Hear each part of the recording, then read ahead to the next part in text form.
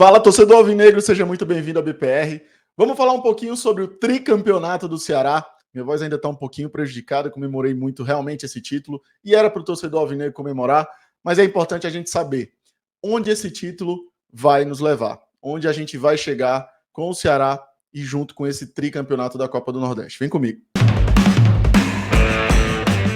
Fala, galera, seja bem-vindo ao BPR. Vamos falar sobre esse título do Alvinegro, mas antes de começar a falar um pouco, trazer o debate para a gente pensar um pouquinho de uma maneira um pouco mais pragmática, né? Um pouco mais racional, digamos assim, porque o título ele traz toda a efusividade de uma comemoração, a gente deixa transparecer toda a emoção, deixa viver a emoção, mas é óbvio que a gente tem a percepção racional, e essa percepção racional ela está atrelada a uma maneira de pensar que não está muito na conta do torcedor, mas está na conta dos gestores, e eu quero trazer para vocês essa visão, onde eu alei um pouco a minha visão profissional de gestor, como também como o clube deve se comportar após esse tricampeonato, tá bom? Então, você que está chegando agora, deixa o like, se inscreve, compartilha, comenta se gostar desse tipo de conteúdo. Fiz um vídeo sobre mentalidade institucional, a galera curtiu. Vou falar um pouquinho também agora sobre o título na percepção que a gente deve ter como clube, como instituição também. E qual o posicionamento regional do Ceará. Então vamos lá, galera.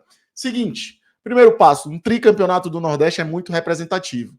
A gente começou essa luta da Copa do Nordeste em 2013, quando a gente bateu na trave naquele jogo contra o Asa de Arapiraca, né, em que a gente acabou sendo eliminado na semifinal e não chegamos a uma final que seria inédita, né? Poderia ser um clássico rei. O Fortaleza acabou sendo eliminado pelo Campinense também.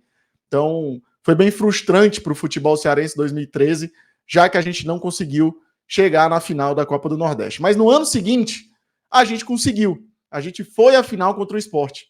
E lá a gente acabou sendo derrotado, né? E para muitos ali, como a gente tinha conseguido uma sequência de dois anos, né? Em sequência conquistando vagas na fase final da Copa do Nordeste, parecia utópico, parecia impossível que a gente chegaria na final pelo terceiro ano nas disputas finais da Copa do Nordeste.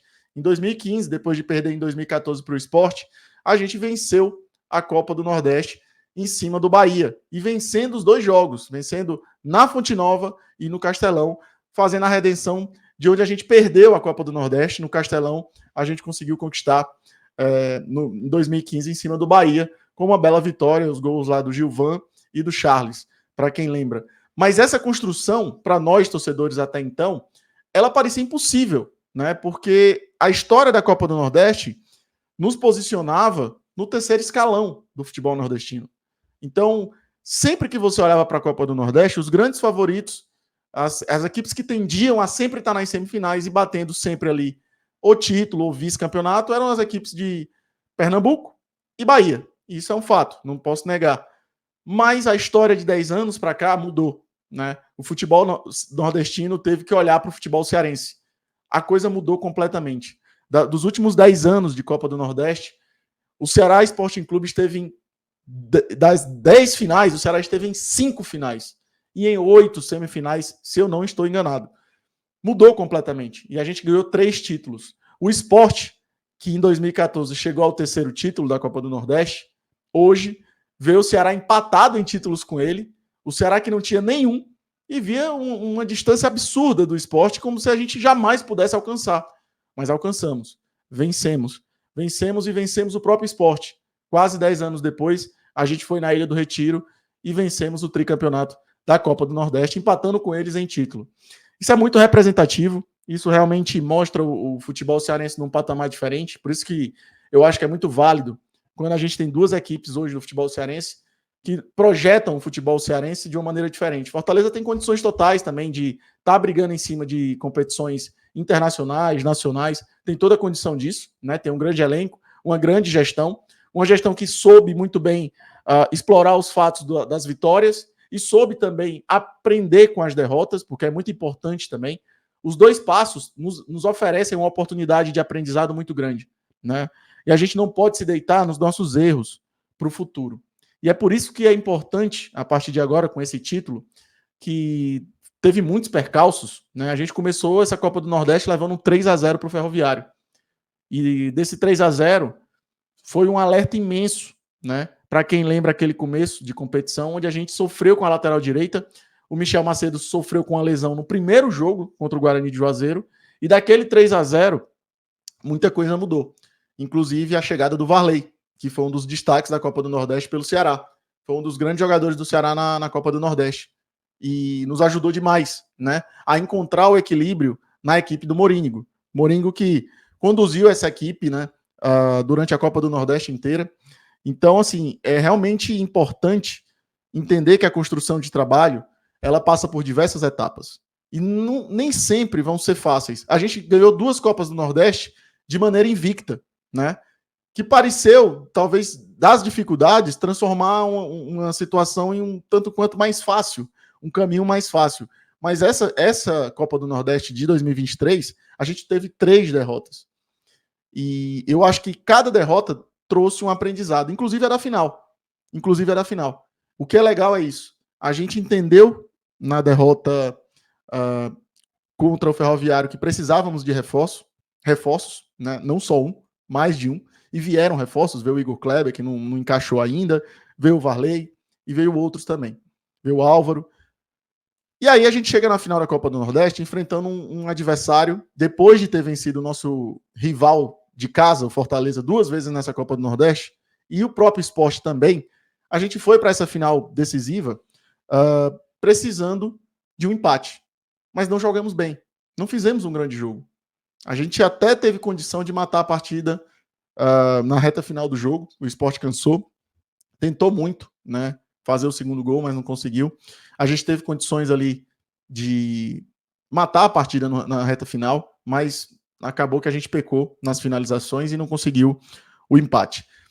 E é um título, né, que ele foi conquistado de uma forma que, se a gente explorar bem, a gente cresce. Cresce como clube, cresce como torcedor e cresce como a instituição toda, aprendendo. É o tipo de campeonato que a gente tem diversas formas de interpretar. Óbvio, o torcedor tem que comemorar. E pronto. Tem que estar feliz, tem que expandir, tem que gritar, porque a gente passou 3 anos muito difíceis. Foram eliminações dolorosas na Copa do Brasil, foram derrotas no Campeonato Cearense. O torcedor, queira ou não queira, não gosta de perder para Fortaleza e vice-versa, né? A gente acabou devolvendo essas derrotas na Copa do Nordeste, mas é doloroso esse processo de competições, né, de ser eliminado. Ninguém quer estar perdendo o campeonato de maneira nenhuma, né?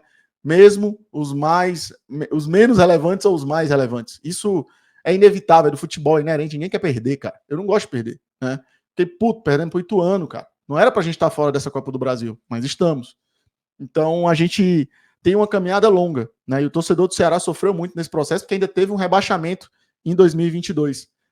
De um clube que em 3 anos, desde aquela final da Copa do Nordeste de 2020, em que a gente venceu o Bahia na casa do Bahia 2 vezes com propriedade, já que a reta final da competição foi na Bahia, eu acho que dali em diante a gente se vestiu de uma veste de soberba muito grande, né? Daquela Copa do Brasil, daquela Copa do Nordeste, perdão, de 2020 para cá, o Ceará se vestiu de soberba. Mas foi do torcedor? Não. Não foi do torcedor. Foi do clube. O clube se achou autossuficiente. A gestão daquele clube, naquele momento, se achou autossuficiente. Onde tudo dependia deles. Tudo girava em torno da gestão. A gestão não precisava do torcedor. O torcedor precisava da gestão. O torcedor precisa do Ceará e não o Ceará precisa do torcedor. E essa visão nos conduziu nesses últimos 3 anos. Fadado, obviamente, aos fracassos. Porque era a percepção. O torcedor se sentiu usado. Usado não de uma maneira leviana ou desonesta, mas da maneira como o clube tratou o seu torcedor. E a gente percebia. E ao mesmo tempo que a gente percebia essa maneira como o clube se relacionou com o torcedor nos últimos 3 anos, depois daquele título, a gente não conseguiu entender o que estava acontecendo de uma maneira geral. E as coisas iam acontecendo. Contratações erradas, repetição de contratações erradas, o perfil das contratações erradas se repetiam ano após ano. O jogador lesionado de 2021 era um. Em 2022 chegava outro exatamente com o mesmo perfil, com a mesma lesão, trazendo os mesmos problemas. Jogadores que desagregavam no vestiário. que trazem problemas. Acho que isso é inerente, pode acontecer. Mas, de uma maneira geral, foi um clube que ele se tornou autossuficiente e menos dependente, ou se quis colocar como menos dependente da sua torcida. Foi assim que o Ceará encarou. E é engraçado, eu não estou colocando aqui como um ponto de peso na minha percepção. A minha percepção pode ser um pouco diferente de muitas pessoas. Eu estou trazendo a minha maneira de ver. Que muita gente fala que o Ceará se perdeu depois de 2021. Eu acho que o Ceará se perdeu depois da final de 2020. A começar pelo brasileiro. Em que a gente podia ter chegado mais longe naquele brasileiro de 2020. Foi o mais tranquilo que tivemos, mas o clube não tinha mais objetivos. E largou a competição na reta final e a gente perdeu a oportunidade de ter disputado uma Libertadores. Porque o clube não tinha mais objetivos. O clube se perdeu nesse caminho. Ele não conseguiu construir, porque ele não tinha um propósito. O propósito era o título e talvez a vaidade do presidente, a vaidade dos seus diretores, e o clube ficou em segundo plano. Ficou em segundo plano para essa gestão. Porque a gestão, como eu falei, era autossuficiente. E chegou a um ponto em que a gestão queria que o clube servisse à sua gestão. E não a gestão estava servindo ao clube. E os atos, eles se conectam de uma maneira muito interessante. Porque os fatos, eles vão se construindo, e depois que o tempo passa, a linha temporal de você perceber onde estão cada episódio desse, vai deixando tudo muito claro pra gente. Quando você olha para o que aconteceu depois de 2020, a perda de 2021, a maneira como a gente jogou o Brasileirão nos anos seguintes, a maneira como a gente tomou decisões erradas nas contratações, a maneira como o clube abriu mão da sua torcida ano após ano e foi gradualmente aumentando o fosso de transformar o torcedor em um simples cliente a seu serviço. O clube precisa do torcedor. Eu vou tratá-lo ainda mais como um cliente. O torcedor é sempre um cliente, mas que eu saiba, pelo menos do mundo onde eu venho, o cliente é para ser a prioridade de qualquer instituição. No Ceará não era assim. Nunca foi nesses últimos 3 anos. Então a gente viu essa queda, já vinha de problemas antes de 2020, é bom dizer. Mas é porque a gente passou esse ato de 3 anos sem títulos, trazendo um peso de muitos problemas, nós como torcedores, uma angústia muito grande, que ia além das 4 linhas. Então é importante a gente fazer esse paralelo do que aconteceu depois de 2020 para cá. Então a gente chega agora, em 2023, com problemas, rebaixado, tendo que reformular um elenco, com um treinador novo, com um presidente novo, com um presidente do conselho novo, com muitas incertezas, mas um começo diferente, de pequenas coisas ainda, tímidas eu diria, mas que já mostra uma sensibilidade um pouco maior de entender onde estavam erros na hora de contratar, na hora de entender melhor como formar o elenco, na hora de se comunicar com o torcedor e com a imprensa, porque o Ceará foi mais transparente depois da gestão do João Paulo, um pouco mais transparente, trazendo informações, trazendo atualização de negociações, trazendo valores, deixando tudo às claras, prestando um serviço de clube ao seu torcedor. Ainda é tudo muito pouco. Ainda é tudo um começo. Mas é um começo que traz uma energia positiva para todo o meio em que está o Ceará, a instituição. A instituição está tentando religar pequenos pontos que foram largados, foram rompidos pelo que aconteceu depois de 2020. Então isso é um processo muito delicado e que não pode parar. A gente venceu o tricampeonato do Nordeste. A gente hoje está numa prateleira de campeões do Nordeste que eu acho que para muitos torcedores jamais imaginou ser tão rápido. A gente hoje é tricampeão na mesma prateleira do esporte. Acima da gente está Bahia e Vitória com um título a mais. A gente pode chegar a ser tetracampeão. Mas é um processo em que a gente tem mais a aprender com o título do que a comemorar esse título. E se a gente entender que a gente ainda tem muito a construir como clube, o João Paulo como gestor, a gestão de futebol se profissionalizando, a gente pode conquistar mais. Porque todos os sinais que a gente pode aprender desse título e onde ele pode nos levar são representativos de que a gente precisa trabalhar mais, se profissionalizar mais. Porque esse clube, mesmo nas dificuldades e com poucos gestos, consegue fazer o incrível, fazer o impossível. Quando a gente está um pouco mais junto. Mas imagina onde a gente pode chegar com um clube mais profissional, com uma gestão ainda mais conectada com o seu torcedor e com o propósito do clube, entendendo qual o Ceará quer ser visto daqui a 10 anos e não tentando apagar incêndios. Porque esse título de 2023, ele carregava também um pouco dessa pressão do incêndio. Pô, a gente precisa ganhar um título, a gente precisa respirar, precisa ser campeão de novo, precisa gritar campeão. São 3 anos sem ser campeão. De fato, a gente trazia esse peso junto. Mas é preciso pensar. É pensar o clube. Esse título traz essa oportunidade. Por trás da áurea do campeão, do título, da comemoração, dos tapinhas nas costas, daquele amigo que quer tirar uma foto com você, daquele que tem uma proposta para te fazer, porque nessas horas, o que aparece de gente para meu presidente, ser campeão, não sei o quê, vamos tirar uma foto, rapaz, tem uma proposta aqui. O que vai aparecer disso é impressionante. Eu não tenho dúvida que deve estar acontecendo e deve acontecer nas próximas semanas com o João Paulo, com o Barreto, com as pessoas da diretoria, que não se percam nesse caminho, né? É isso que eu posso pedir a eles e que a gente tenha um caminho de aprendizado para a gente conquistar mais.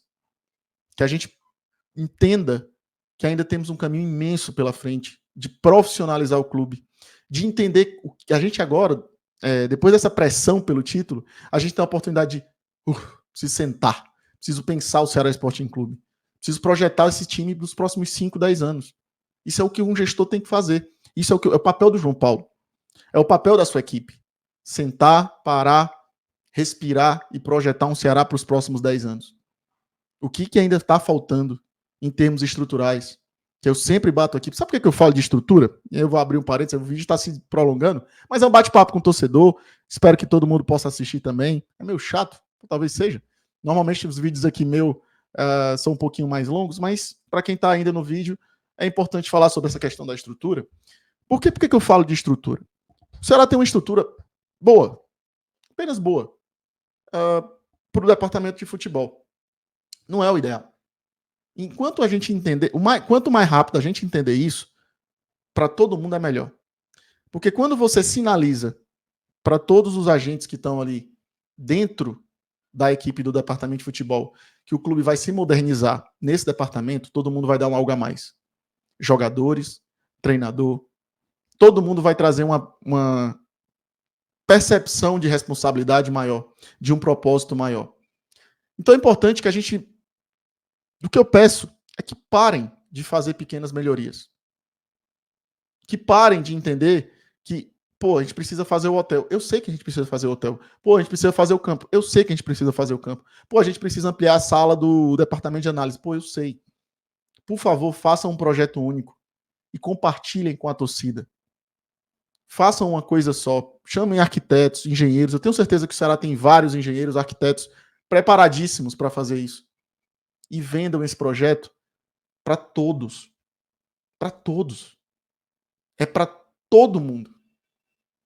Porque assim, todo mundo vai entregar um algo a mais. Porque está entendendo que está fazendo parte de um Ceará novo, que está renascendo, que está ressurgindo.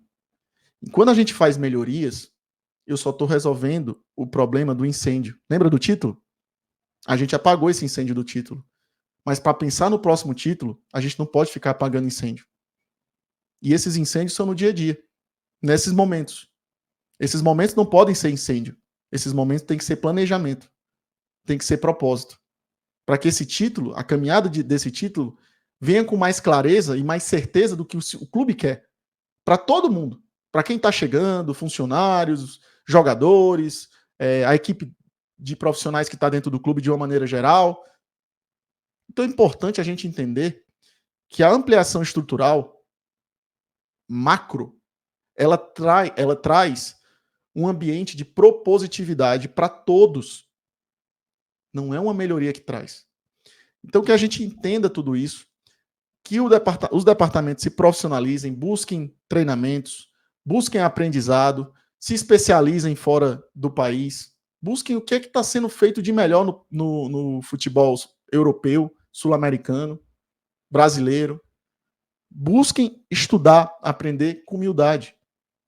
Não estamos prontos ainda, mas O incêndio principal foi apagado. O João Paulo tem tranquilidade daqui para frente e sua equipe também. Óbvio, uma pressão imensa para subir para a Série A. Mas o quanto antes a gente entender qual o propósito do clube pelos próximos anos, mais perto do acesso a gente vai estar. Talvez seja nessa temporada, eu quero muito que seja. Mas, de uma maneira geral, é importante a gente trazer a serenidade e o aprendizado de se vencer um título. Principalmente esse título de 2023. Ele é um recomeço para o Ceará. Ele é uma oportunidade que o futebol está nos dando. E eu espero que o Ceará como um todo entenda dessa maneira. Beleza? É um recado, é um bate-papo com vocês. Sei que vocês muitas vezes me veem aqui louco, falando, trazendo todo aquele contexto de torcedor que eu faço nas lives, mas é mais uma vez aquele recado um pouco mais sereno, racional, trazendo uma percepção mais madura de como a gente tem que analisar e como eu analisaria se eu fosse gestor do Ceará, né? Sempre traçando esse um pouco de paralelo da visão profissional com a do torcedor, com a emoção, a paixão e a razão, né? Que tem que existir para quem está dentro do clube. Então, de uma maneira geral, é um caminho que você pode construir. O torcedor pode entender um pouco mais como deve ser encarada a vitória, a derrota, para quem está dentro do clube, tá bom? Então, para todos que assistiram até aqui esse vídeo, você que se chegou até o final, 22 minutos de vídeo, pô, deixa o like, comenta se curtiu, comenta se eu devo continuar fazendo esse tipo de vídeo, se vocês gostam. E tem jogo do Ceará também, tem transmissão aqui no BPR lá na Dale, beleza? O BPR vai estar transmitindo o jogo do Ceará contra a Ponte Preta neste domingo lá na Dale. Assiste, tá valendo muito a pena. Tamo junto, galera. Obrigado. Bora, vozão. Você já sabe, né? Bora pro racha.